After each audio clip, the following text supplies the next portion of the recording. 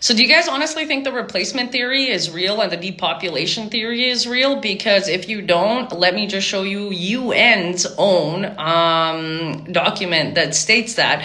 And then if you actually read a book called The Committee of 300 by John Coleman, he's said to have been a whistleblower, an intel person who basically went and realized what the globalist plans were. So he wrote a book called The Committee of 300. And if you actually connect that to the Georgia Guidestones, where it says the exact same thing, and then also tells you exactly how many people should be on this planet by skin color, you will realize what their actual plans are. Now, when I say that they are flooding Europe, Canada, Australia with pretty much anybody without vetting anything, that's not me being racist. That's me telling you guys the truth, because they know that if you take people from third world countries and bring them into Canada, even though it's in a declining state, those people from those third world countries will look at Canada and think that it's amazing, because they do not realize just how awesome it was about 20 years ago. And so they will upkeep the regime, the liberal regime of that country, because to them it's an amazing upgrade from where they were from. And so they're being used to basically replace the population within Europe and Australia and the UK and Canada.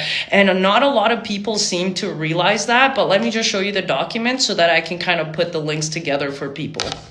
UN's very own replacement migration. Replacement migration is a solution to declining and aging populations. And it tells you here exactly all the countries that they're targeting. Canada's not on this list, but you can see all of these other countries.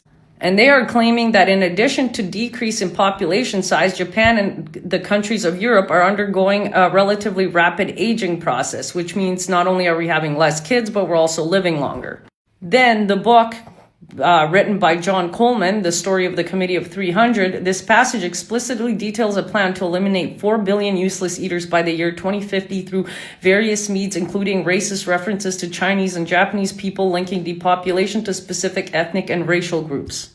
And if you want to go read, this guy actually puts all of them into one book, and I believe it's 121 pages, so it's super easy to read. If they truly wanted to solve this whole aging and population problem, wouldn't you try and get people of that nation to try and have more kids by making it cheaper to live, cheaper to have kids, making, processes for mothers so that they can actually stay home with their kids and raise them without having to work and, overwork themselves.